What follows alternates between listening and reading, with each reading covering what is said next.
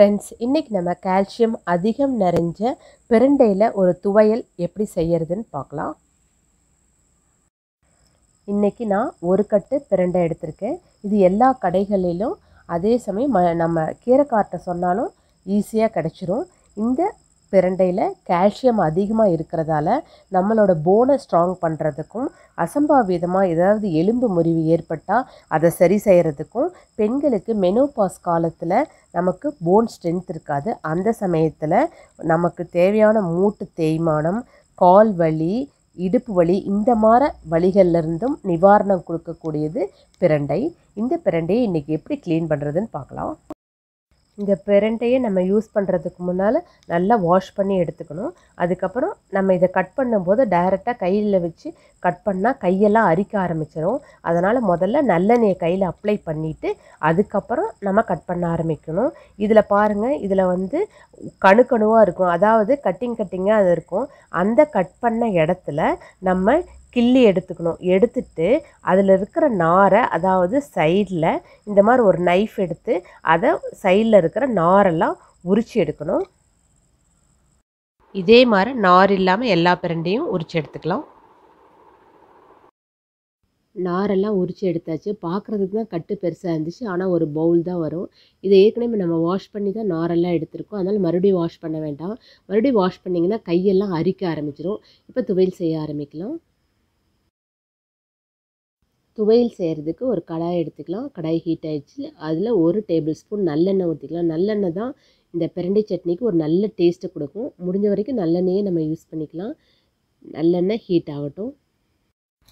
Oil heat ஆகிடுச்சு. முதல்ல நம்ம பிரண்டையை வதக்கி எடுத்துக்கலாம். பிரண்டை வதங்கும் போது கொஞ்சம் தாராளமாக ஆயில் விட்டு மீடியம் ஃப்ளேம்லேயே வச்சு பிரண்டையை வதக்கி எடுக்கலாம். பிரண்டையோட உண்மையான கலரு க்ரீன் கலர்லேருந்து கோல்டன் கலர் மாறுற வரைக்கும் வதக்கி எடுக்கலாம். அப்போ தான் நமக்கு அரிக்காது. இது வதக்கிறதுக்கு ரொம்ப நேரம் ஆகாது, ஒன்லி 5 மினிட்ஸ் போதும். பிரண்டையோட கலர் சேஞ்ச் ஆகிடுச்சு. இப்போ இது தனியாக எடுத்து வச்சுக்கலாம். பிரண்டையை வதக்கி எடுத்த அதே கடாயில் அதில் ஏற்கனவே ஆயில் இருக்குது. அதுலேயே கடலப்பருப்பு 1 டீஸ்பூன், உளுத்தம்பருப்பு 2 டீஸ்பூன், தனியா 1/2 டீஸ்பூன் எடுத்து வதக்கலாம். எப்போவுமே எந்த சட்னி செஞ்சாலும் நீங்கள் அதில் தனியா ஆட் பண்ணிங்கன்னா அந்த சட்னிக்கு ஒரு தனி டேஸ்ட்டை கொடுக்கும். இது நல்லா செவந்து வர வரைக்கும் வதக்கி எடுக்கலாம். நல்லா செவந்து வந்துடுச்சு. சின்ன வெங்காயம் 12லேருந்து 15, பூண்டு பல் 10, சின்ன துண்டு புளி, உங்கள் காரத்துக்கு ஏற்றமான சிவப்பு மிளகாய் 5லேருந்து 6 ஆட் பண்ணிக்கலாம். இது நல்ல சின்ன வெங்காயம் நல்லா செவந்து வரட்டும். சின்ன வெங்காயம் தான் எப்போவுமே சட்னிக்கு நல்ல டேஸ்ட்டு கொடுக்கும். இது நல்லா வதங்கி வரட்டும். வெங்காயம் நல்லா வதங்கிடுச்சு. இதில் 1 கொத்து கருவேப்பிலை, 1/4 கப்பு கொத்தமல்லி தழை போட்டு நல்லா வதக்கி விடலாம். 1 நிமிஷம் வதக்கினா போதும். அடுப்பை ஆஃப் பண்ணிடலாம். அடுப்பை ஆஃப் பண்ணிவிட்டு நம்ம பெருங்காயம் 1/4 டீஸ்பூன் போட்டு அது கூடயே தேவையான உப்பும் போட்டுடலாம். கடைசியாக நம்ம வதக்கி வச்சுருக்கிற பிரண்டையும் அதில் போட்டு ஒரு கலக்கிட்டு கொஞ்சம் ஆறட்டும். ஆறினோடனே நம்ம அரைச்சி எடுத்துடலாம்.